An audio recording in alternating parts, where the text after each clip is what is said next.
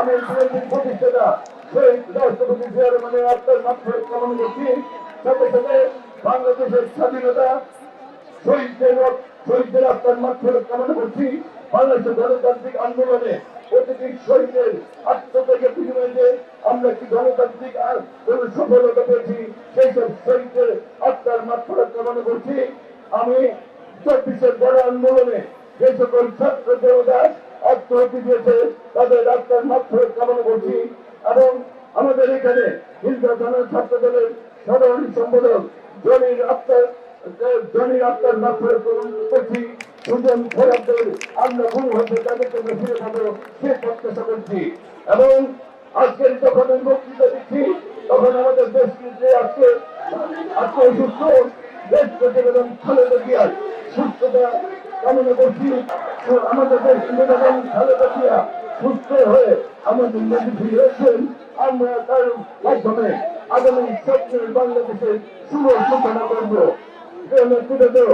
আমাদের ভারপ্রাপ্ত চেয়ারম্যান জনাব তারেক রহমান আগামী দিনে এমন একটি বাংলাদেশ দেখতে চান যে বাংলাদেশকে ফিরে বাংলাদেশের মানুষ দীর্ঘ 16টি বছর সেই স্বপ্নের বাংলাদেশ আমরা আমাদের বিএনপির ভারপ্রাপ্ত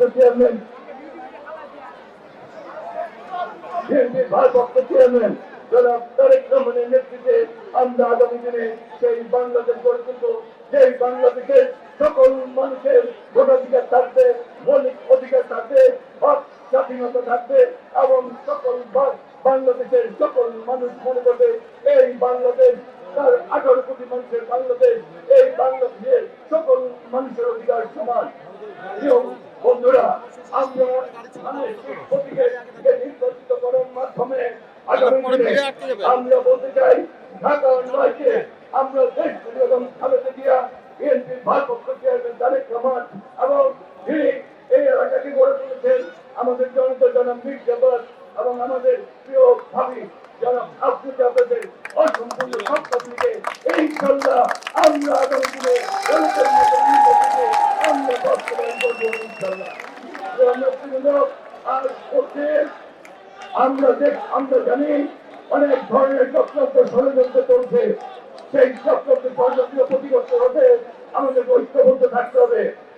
আমরা কি আগামী দিনে দেশ থেকে পেলাম খালেদা জিয়া তারেক রহমানের নেতৃত্বে জাতীয়তাবাদী দলের সরকার গঠন করতে চাই?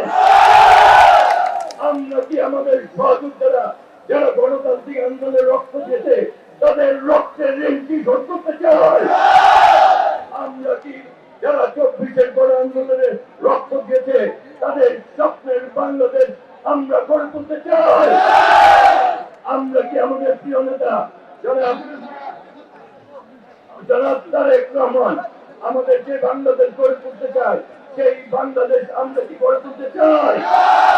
আমরা কি আমাদের প্রিয় নেত্রী যার মাধ্যমে বাংলাদেশ গড়ে বাংলাদেশের গণতন্ত্র অব্যাহত রয়েছে, যাদেরকে মাদার অফ ডেমোক্রেটিক বলে, সেই নেত্রীকে সুস্থ হয়ে তার হাত ধরে আগামীর বাংলাদেশের শুভ সূচনা করতে চাই?